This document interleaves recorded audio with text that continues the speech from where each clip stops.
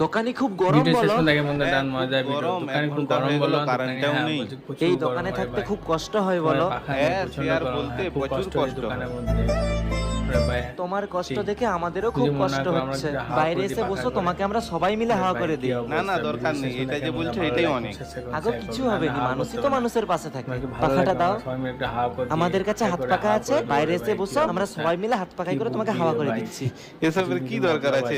বলছে যখন চলো হাওয়াটা করে দাও। रुको जरा, सबर करो। আরে ভাই সবাই মিলে হাওয়া করতে লেগে যাবে ভাই, কত সুন্দর হাওয়া। এখন ফুল তুলছে মুখের উপরে, ভাই কি কাণ্ড, কি অবস্থা রে ভাই। আর জোরে জোরে হাওয়া করছে ভাই, সবাই কাগজ দিয়ে হাওয়া করছে।